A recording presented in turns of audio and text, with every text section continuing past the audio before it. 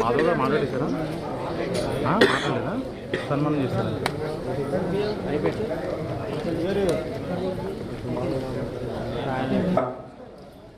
సుఖాసీనులై కూర్చోవాల్సిందిగా కోరుతున్నాం. భారత్ మాతాకి జై తెలుగు తల్లి, జై జై తెలుగు తల్లి, జై తెలుగు తల్లి. అందరికీ నమస్కారం. ఇవాళ ఆర్డి విల్సన్ గారి ప్రమాణ స్వీకారోత్సవం తర్వాత ఆత్మీయ సమ్మేళనం. ఆర్డి విల్సన్ గారికి తెలుగు అకాడమీ సంబంధించిన చైర్మన్ గా నియుక్తి కాబడితే అందరూ కూడా హర్షాతిరేకాలు చేశారు, కొందరు విమర్శలు చేశారు. అలాగే సంస్కృత అకాడమీ కూడా ఆయనైనా అని చెప్పి కూడా అడిగారు. తెలుగు అకాడమీ అయితే పర్వాలేదు, సంస్కృత అకాడమీ కూడా ఆయనైనా అని చెప్పి ఒక సోషల్ మీడియాలో వచ్చిన కామెంట్. నన్ను కూడా ఒక చోట అడిగారు, అసలు భాషకి మతానికి కానీ కులానికి కానీ సంబంధం ఉందా అని చెప్పి అతన్ని అడగటం జరిగింది. సంబంధం లేకుండా మనకి పాశ్చాత్య ఆలోచనతో మనం ముందుకెళ్తున్న తరుణంలో ఇటువంటి ఒక విపరీతమైన ఆలోచనలు కలిగిన వ్యక్తులు ఎవరైతే ఉన్నారో సంస్కృతికి సంబంధించిన వాళ్ళు, అంటే ఆ విధంగా ఆలోచన చేసిన వాడు సరైన వ్యక్తి కాదని నా అభిప్రాయం. ఆ విధంగా ఎవరికి ఈ అకాడమీకి చైర్మన్ చేయాలి, మనం ఏం తెలియజేయాలి. నేను శాసన మండలిలో ఉన్నప్పుడు మన మాధ్యమాన్ని రద్దు చేస్తూ ఒక తీర్మానాన్ని ప్రవేశపెట్టారు. మనకి ప్రపంచానికి సైన్స్ టెక్నాలజీ అందించగలిగే భాష ఆంగ్ల భాష. తెలుగు వల్ల పెరగడానికి ఎదగడానికి అది ఉపయోగపడదు. ముఖ్యంగా పేద బడుగు బలహీన వర్గాలకి ఈ భాష కారణంగా ముందుకు వెళ్ళలేకపోతున్నారు. కనుక వాళ్ళ కోసం, వాళ్ళను ఉద్ధరించడం కోసం మేము ఆంగ్ల మాధ్యమాన్ని ప్రభుత్వ పాఠశాలలో పెడుతున్నామని చెప్పి ఆ తీర్మానం యొక్క సారాంశం, దాని యొక్క ప్రారంభంగా రాసిన మొదటి పంక్తి అదే. అప్పుడు బాగా గొప్పవాళ్ళకైనా ఆంగ్ల భాష, పేదవాళ్ళకి దళితులకి అక్కర్లేదా అని చెప్పి అనేక చోట్ల ఉపన్యాసాలు కూడా చెప్పడం జరిగింది. మనం తప్పనిసరిగా సమాజానికి చెప్పాలి అని ఒక ఉద్దేశం కూడా ఉంది. మతానికి కులానికి భాషని ఆపాదించే ఒక ఆలోచన ఏదైతే ఉందో అది బయట నుంచి వచ్చింది. ఇంగ్లీష్ మాట్లాడేవాడు క్రిస్టియన్ అని, లేదా ఉర్దూ మాట్లాడేవాడు ముస్లిం అని, తెలుగు మాట్లాడేవాడు హిందూ అని, సంస్కృతం మాట్లాడేవాడు వాళ్ళకి బ్రాహ్మణ్ అని. దీనికి ఇంకా పర్యాయం ఏం లేదు. కానీ ఇది మారాలి అని చెప్పి నేను మొదటి నుంచి దీనిపైన కృషి చేయడం, మాట్లాడటం, ఎక్కడెళ్ళినా మాట్లాడటం. ఉర్దూ అనే ఒక అంశాన్ని ముస్లిమ్స్ ఓట్లు రావాలి అంటే ఉర్దూ మీడియాని పెట్టం కానీ, అంటే అవసరం లేని చోటు కూడా. మా విశాఖపట్నంలో ఫకీర్ టెక్ అని చెప్తా జూనియర్ కాలేజ్ ఉర్దూ పెట్టారు. నేను ఆ కళాశాలకు వెళ్ళాను, అక్కడ పోస్టులు ఫిల్ కాలేదు, ఎవరు పిల్లలు చేరటం లేదు. మీరు ఉర్దూ మాధ్యమాన్ని పెట్టారు, ఒక జూనియర్ కాలేజ్ పోస్టులు ఉన్నాయి, ఆ పోస్టులు ఫిల్ చేసే అవకాశం కూడా లేదు. ఎందుకు పెట్టారు అంటే ఆ రోజు ఆ ప్రాంతానికి సంబంధించిన ఓట్ల కోసం అని చెప్పి చెప్పడం జరిగింది. అలాగే ఆ మధ్యలో ఒక యూనివర్సిటీ ఏర్పాటు చేశారు. ఎందుకు ఏర్పాటు చేశారంటే అక్కడ ఓట్లు పడతాయి కనుక అక్కడ ప్రకటించామని చెప్పారు. అంటే భాషకి దానికి ముడిపెట్టారని. అయితే ముస్లిం చరిత్ర వరకు తెలియదని చెప్పి నాకు అభిప్రాయం కలిగింది. అంటే ముస్లిం యొక్క భాష ఎక్కడిది, భాష అలా రూపాంతరం చెంది ఉర్దూగా ఏ విధంగా మారింది, ఆ విధంగా భారతదేశం హిందుస్థాన్తో కలిసి హిందీగా ఏ విధంగా మారింది, ఆ విధంగా జరుగుతూ ఏ విధంగా ఆ భాష వచ్చింది, ఇక్కడి నుంచి మన భాష ప్రయాణం చేసి ఏ విధంగా మారుతూ ఆ ప్రాంతానికి వెళ్ళి ఇంగ్లీష్గా మారింది. ఇంగ్లీష్, లాటిన్, గ్రీక్ అన్ని కూడా భారతీయ భాషల నుంచే ఉద్భవించాయని నేను చెప్పటం లేదు. ఎవరైతే మొదట ఈ దేశంలో డచ్ వాడు ఒక ఆయన వచ్చాడు, ఆయన ఈ దేశం అంతా తిరిగాడు, బాబ్ డికాక్ అనే వ్యక్తి. ఆయన 1795లో గ్రీస్ ఈజ్ ఇండియా అని చెప్పి పుస్తకం రాశాడు. The first book be banned by Britishers. ఏ పుస్తకం అంటే గ్రీస్ ఈజ్ ఇండియా. తప్పనిసరిగా మీరందరూ కూడా ఎవరైతే భాషాభిమానులు తప్పనిసరిగా మన యొక్క గూగుల్లో సెర్చ్ చేసి చూడండి. అంటే ఏ విధంగా అక్కడ గ్రీస్ అనే దేశం ఏదైతే ఉందో కేవలం ఈ దేశాన్ని నుంచి వెళ్ళిన ఎవరైతే వ్యక్తులు ఉన్నారో అక్కడ ఆ భాషని ఏ విధంగా ఇచ్చారు, ప్రతి అక్షరం, ప్రతి ఏదైతే పదం అన్ని కూడా భారతీయ భాషలే అని చెప్పి ఏ విధంగా చెప్పాడు. ఆ విధంగా అది లాటిన్ ఏ విధంగా అయిన తర్వాత ఇంగ్లీష్ ఏ విధంగా అయింది అని చెప్పి ఒక వ్యవస్థ నిర్మాణమే ఏ విధంగా మనం మదర్ అంటాం, మాత నుంచి వచ్చింది, ఫాదర్ పితా నుంచి వచ్చింది, బ్రదర్ భ్రాత నుంచి వచ్చిందని.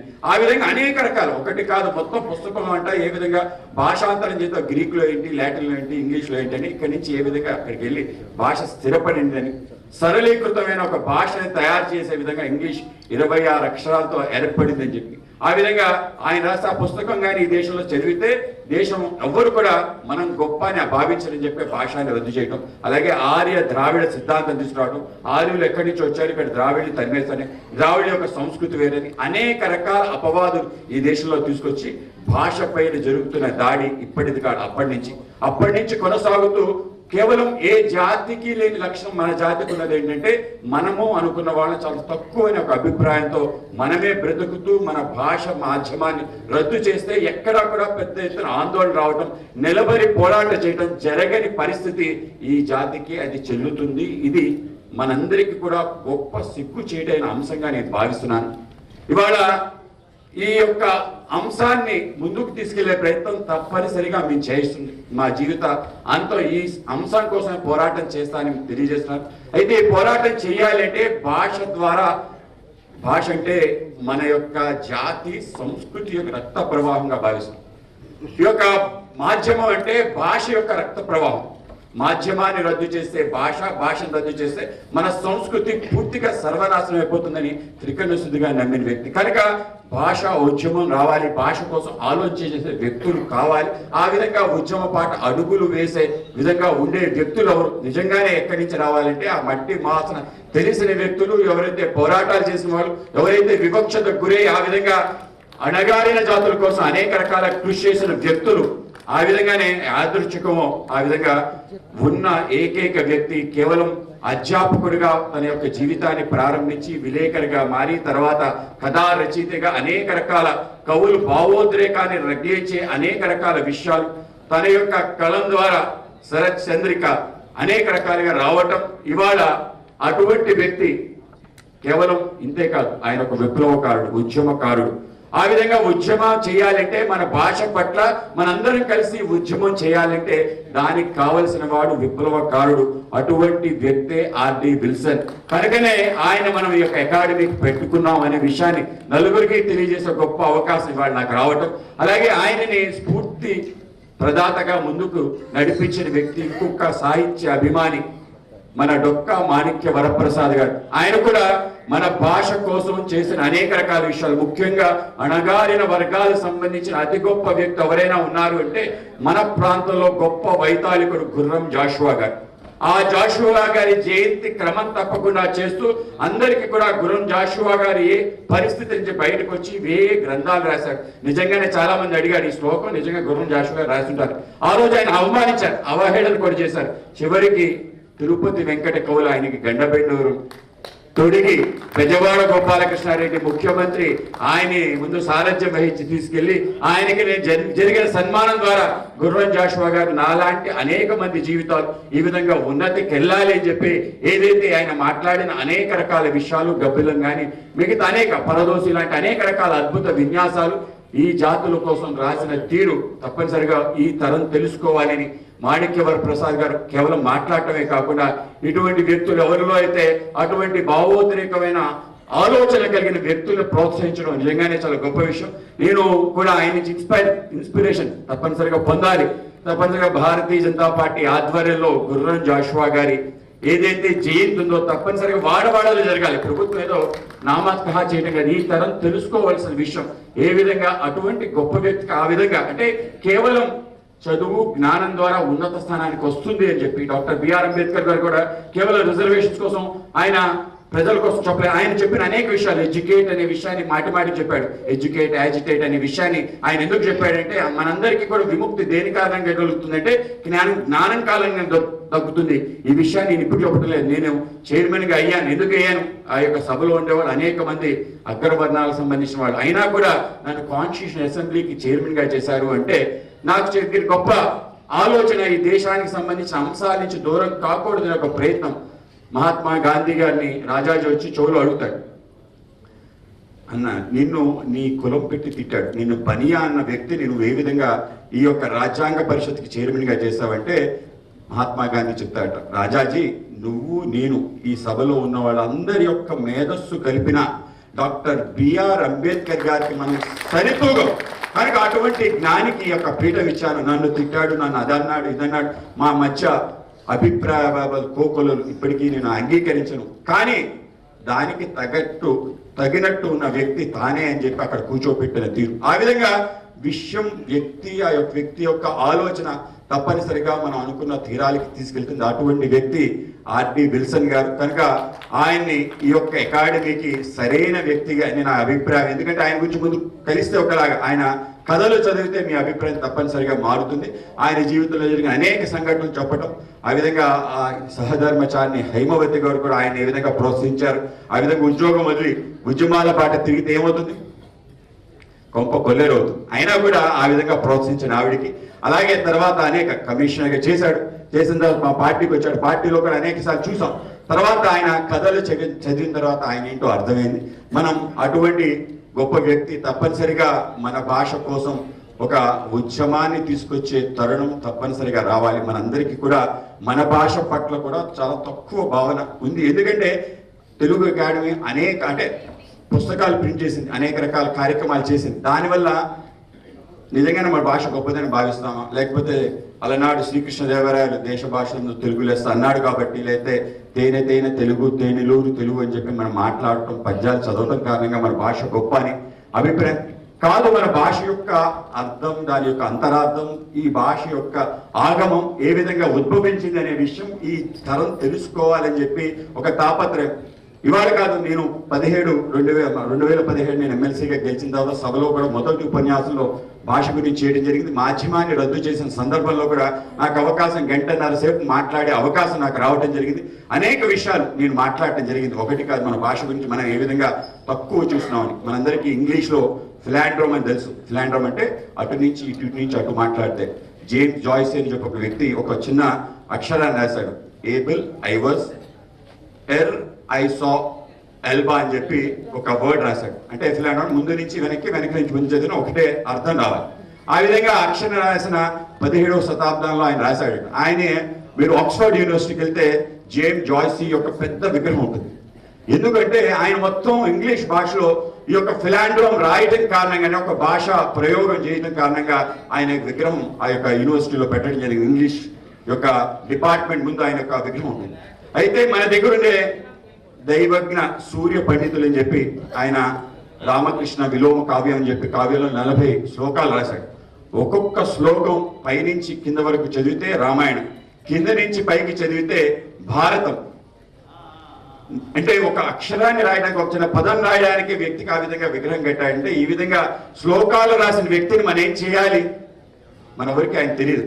కొంత సాహిత్యకారులకు తప్ప ఎవరికి కూడా ఆయన తెలియదు. కేవలం ఈ యొక్క ప్రయోగాలు కేవలం అష్టదిగ్గజ కవులు చాలా సరళంగా చేశారంట ఆ యొక్క శ్లోకాలు మన దగ్గరలో. కానీ ఈ విధంగా చేయడానికి కావలసిన పరిజ్ఞానం, ఆ విధంగా విశ్లేషణ ఏ విధంగా వచ్చింది నిజంగానే మనకు ఎవరికైనా తెలుసు. ఈ తరానికి తెలుసా, తెలియని ఒక పరిస్థితి మనకు ఏర్పడింది. మన భాష ఏ విధంగా ఉద్భవించింది. భారతీయ భాషలని ప్రకృతి నుంచి స్వీకరించబడ్డాయి. అనేక రకాలుగా వాళ్ళు గుర్తించి చెప్పడం జరిగింది. చెప్పిన తర్వాత చాలా మంది దాని గురించి రీసెర్చ్ చేశారు. విజయ్ భాట్కర్ గారు మనకు పరం కంప్యూటర్ ఇచ్చారు. ఆయన కూడా దీనిపైన చేశారు. చేసి చెప్పాడు, భారతీయ భాషలన్నీ కూడా శబ్ద ప్రధానమైన భాషలు అన్ని కూడా లఘు గురు. ఇదేంటి అంటే నాట్ డాష్, ఏదైతే కంప్యూటర్ వాడతాం ఆ భాష. సో ఇంత గొప్ప భాష ఏదైతే ఉందో దీన్ని ఏ విధంగా మనం అన్వయించుకొని దీనిపైన ఎందుకు పరిశోధన చేయకుండా మనం వదిలేసాం. తప్పనిసరిగా మనకన్నా పెద్ద ప్రయత్నం జర్మనీలో జరుగుతుంది, ఇవాళ అమెరికాలో జరుగుతుంది. భారతీయ భాషలన్నీ కూడా ఎంతే గొప్పవి. కానీ మనకి తెలియకుండా అనేక రకాల వాదాలతో, ఏవైతే పాశ్చాత్య సిద్ధాంతాలతో మనం ఏ దారి తప్పి ఏ విధంగా ప్రయాణం చేస్తూ మనవి అనుకున్న అన్ని కూడా చాలా తక్కువ అనే అభిప్రాయం మనలో కలిగించి మన నుంచి వెళ్ళిపోతూ వాళ్ళు మనకి వాళ్ళ భాష అందించి ఆజన్మంతం వీళ్ళు మనకి బానిసగా ఉండే విధంగా ఒక భాషని మన పైన రుద్దిన తీరు, మనం ఇప్పటికీ కూడా మన జాతి దీని గురించి ఆలోచన చేసి ముందుకు అడుగేయాలని ఒక ప్రయత్నం చేయకపోవడం. ఆ విధంగా మన భాష యొక్క ప్రతి ఆగమం, మన భాష నిజంగానే శబ్ద ప్రధానం అనడానికి 56 అక్షరాలన్నీ ఎక్కడి నుంచి ఉద్భవించాయి. కొన్ని నాసిక ద్వారా, కొన్ని దాంచముల ద్వారా, ఆ విధంగా గొంతులో, గుండెల్లో, ఆ విధంగా కడుపులో ప్రతి అక్షరానికి ఉద్భవ స్థానం ఉంది. ఆ విధంగా ఉద్భవించింది కనుకనే మన పూర్వీకులు ఏమంటారు, మంత్రాల ద్వారా అనేక రకాల చికిత్స జరుగుతుందన్న. మన భాష మనం మాట్లాడితే 72,000 నాడులు కదులుతాయి, ఇది నిజం. మన భాష మాట్లాడితే మనందరి యొక్క ఆరోగ్యం బాగుంటుంది. మన భాష మాట్లాడితే మన ధారణాశక్తి పెరుగుతుంది, మన శాస్త్రీయ దృక్పథం పెరుగుతుంది. మనం కూడా ప్రపంచంలో అన్ని దేశాల కన్నా అగ్రరాజ్యంగా ఉండడానికి కేవలం భాష కారణంగా జరుగుతుందని నేను నమ్ముతున్నాను. కేవలం నేనని కాదు, ఇస్రో సంబంధించిన కస్తూరి రంగన్ గారు మన NEP 2020 ఏదైతే రాశారో దాంట్లో ముందు మాటే రాయటం జరిగింది. భారతదేశానికి నోబెల్ ప్రైజ్ ఇన్ సైన్సెస్ రాకపోవడానికి ముఖ్య కారణం మనందరికీ తెలుసు. ఎప్పుడు వచ్చింది మనకి last Nobel prize in sciences? 1936లో సర్ సివి రామన్ గారికి వచ్చింది. దాని తర్వాత ఏ భారతీయుడికి రాలే. మనం అనుకోవచ్చు అమర్త్య సేన్కి ఆ మధ్య వచ్చింది, మళ్ళీ లిటరేచర్లో వచ్చింది, మిగతా వాటిలో వచ్చింది. కానీ ఏదైతే శాస్త్ర సాంకేతిక పరిజ్ఞానంలో ఫిజిక్స్ కానీ కెమిస్ట్రీ కానీ ఇంకా ఏ మ్యాథమెటిక్స్లో కానీ ఏ భారతీయుడికి రాలేదు. కానీ భారతీయుడికి సంబంధించిన మన అనేక మంది మన ఋషులు పరంపర చెప్తూ అనేక మంది ప్రపంచాన్ని సృష్టించారనే జ్ఞానాన్ని అందించారు. ఎందుకు రాలేదు? ఎందుకు రాలేదంటే భారతదేశంలో ప్రాథమిక విద్య ఏదైతే ఉందో చిన్నప్పటి నుంచి వాళ్ళకి మాతృభాష నేర్పకపోవడం కారణంగానే. మనందరూ అనుకోవచ్చు తెలుగు మాధ్యమం ఉంది కదా, తెలుగు మాధ్యమం ఉంది కానీ మాధ్యమాన్ని నేర్పించే బడి పంతులు లేడనే విషయం తెలియదు ఎవరికి కూడా. తెలుగు మాధ్యమంలో చదువుకునే ఏ పిల్లడు కూడా ఒక పారాగ్రాఫ్ అక్షరం దోషం లేకుండా రాయగలిగే అవకాశమే లేదు. ఆ అవకాశమే లేని పరిస్థితుల్లో ఏ విధంగా ముందుకెళ్ళగలం? మనకు సంబంధించిన అనేక రకాల విషయాలు, అచ్చులు హల్లులు కానీ, మనకు సంబంధించిన గుణింతాలు కానీ, మన సందులు సమాసాలు కానీ, మన ఛందస్సు కానీ, ఇవన్నీ కూడా ఒకసారి ఆలోచన చేస్తే ప్రతి క్రమంలో ఇంత భాష ఉంది. ఈ భాష నేర్చుకోవడానికి మనిషికి ఎంత పరిజ్ఞానం కావాలి, ఎంత లోతుల్లోకి వెళ్ళాలి, ఎంత లోతులుగా వెళ్తే తప్ప ఈ భాష రాయొచ్చే అవకాశం లేదు. తెలుగు మనం సరళంగా మాట్లాడుతున్నాం కాబట్టి మనకి చులకనైపోతుంది. కానీ ఈ భాష యొక్క ఏదైతే లోతులకు వెళ్తామో దీని యొక్క శాస్త్రీయత మనకు అర్థమవుతుంది. మన భాషలన్నీ కూడా శాస్త్రీయమైన భాషలు. మన నృత్యం దాకా చేశారు, అది శాస్త్రీయమైన నృత్యం. మన సంగీతం శాస్త్రీయమైనది, అన్ని సైంటిఫికే. కనుక ఇంత సైంటిఫిక్ అయిన అంశాన్ని మనం ఎందుకు స్వీకరించలేకపోతున్నాం? మన పిల్లలకు ఎందుకు నేర్పించలేకపోతున్నాం? దాని గురించి మాట్లాడితే అది ఫెనిటిజం అనే మాట ఎందుకు మాట్లాడుతున్నారు? తప్పనిసరిగా దీనిపైన ఆలోచన చేయాలి. ప్రభుత్వాలు తప్పనిసరిగా మారాలి. నేను ఇవాళ కూటమి ప్రభుత్వంలో ఉండి కూడా ఈ విషయాన్ని మాట్లాడుతున్నాను. కేంద్రం రాష్ట్రం ఈ విషయాన్ని గుర్తించింది కాబట్టి NEPలో 6వ తరగతి వరకు తప్పనిసరిగా మాతృభాష ఉండాలి అని చెప్పి రాయటం జరిగింది. అది కేవలం ఆదేశికంగానే ఇవ్వటం జరిగింది. నేనైతే కంపల్సరీ చేయాలని చెప్పి అడుగుతున్నాను. కేంద్రీయ విద్యాలయం మన ప్రాంతంలో ఉంటే తెలుగు భాష ఉండదు, థర్డ్ లాంగ్వేజ్గా పెడతారు. ఎందుకు థర్డ్ లాంగ్వేజ్, ఫస్ట్ లాంగ్వేజ్గా పెట్టే ప్రయత్నం జరిగారు. తమిళనాడులో సాధించుకున్నారు, పక్కన కర్ణాటకలో సాధించుకున్నారు, మన రాష్ట్రంలో కూడా సాధించుకోవాలి. తప్పనిసరిగా అడగాలి, మాట్లాడాలి, దీనికోసం మనం ఉద్యమించాలి. కనుకనే ఈరోజు ఈ వేదికలో అనుకోకుండా అనేక మంది ఉద్యమకారుల యొక్క సంగ్రహం డొక్కా మాణిక్యవర ప్రసాద్ గారితో పాటు మా వెలగపూడి గోపాలకృష్ణ గారు కూడా ఈ విధమైన ఉద్యమకారుడు. ఇటువంటి వ్యక్తులు ప్రోత్సహించారు. కేవలం ఇతరులనే కాదు, అనేక మంది మాకు అత్యంత సన్నిహిత వ్యక్తులు కూడా ఆ విధంగా ప్రోత్సహించిన వ్యక్తి. అలాగే కోటేశ్వరరావు గారు గ్రంథాలయ అకాడమీకి సంబంధించిన చైర్మన్గా ఉన్నారు. ఆయన కూడా చేయాలి. గ్రంథాలయాలే దేశాన్ని నిర్మాణం చేశాయి. గ్రంథాలయం లేదు ఏం లేదు. నేను ఏమన్నా నా యొక్క సారథ్యం అని చెప్పి ప్రతి జిల్లా పర్యటనలో తప్పనిసరిగా అక్కడుండే గ్రంథాలయాన్ని వెళ్ళి చూసి వచ్చాను. మా పూర్వీకులు వేటపాలెంలో 100 సంవత్సరాల క్రితం గ్రంథాలయానికి వెళ్తే మనకు ఆశ్చర్యంగా అనేక ఆనందం కలుగుతుంది. అలాగే సరస్వతి మన గౌతమి లైబ్రరీకి వెళ్తే అక్కడ ఖురాన్ సంస్కృతం రాసింది కనిపెట్టింది. ఒకసారి నేను చూశాను ఎప్పుడు రాశాడని. సుమారు 18వ శతాబ్దంలో రాశాడు. వచ్చి ఈ దేశంలో రాశాడు. నిజంగా రాయాలి, ఖురాన్ని సంస్కృతం చదివితే తప్పే ఉంది. అలాగే అనేక నేను తంజావూరు సరస్వతి గ్రంథాలయానికి వెళ్ళాను. సుమారు 500 సంవత్సరాల క్రితం గ్రంథాలయం. అప్పటి నుంచి గ్రంథాలు ఉన్నాయి, ఇప్పటికీ కూడా అక్కడ గ్రంథాలు ఉన్నాయి. ఆ గ్రంథాలు చూసి చాలా ఆశ్చర్యం కలిగింది. ఏం ఆశ్చర్యం కలిగిందంటే మన తెలుగు యొక్క ఒక సపరేట్ ఒక డిపార్ట్మెంట్, దాంట్లోకి వెళ్తే మన యొక్క తాళపత్రాలు కనపడి చాలా ఆనందించాను. అలాగే పక్కనే తమిళ్ చాలా పెద్దగా ఉంది, తమిళ్ యొక్క తాళపత్రాలు. ఆ తమిళ్ తాళపత్రాలన్నీ తెలుగులో రాయబడ్డాయనే విషయం మన వరకు తెలియదు. నేను ఆశ్చర్యపోయిన ఏం చూస్తే భాష తమిళం, అక్షరం తెలుగు. ఈ విధంగా ఎందుకు రాశారంటే మన వాళ్ళు అక్కడ పరిపాలన చేసినప్పుడు ఆ మన భాషను అక్కడ అందరికీ అందించే ప్రయత్నం చేశారు. ఆ విధంగా సుమారు 120 సంవత్సరాలు అక్కడ తెలుగు మాట్లాడేవాడు. కనుక వాళ్ళ తంజావూరులో అనేక గ్రామాల్లో తెలుగు మాట్లాడతారు. ఆ విధంగా ఎవరైతే ముత్తుస్వామి దీక్షితారు కానీ చాగయ్య కానీ వీళ్ళందరూ తెలుగులోనే కృతులు పద్యాలు రాశారు.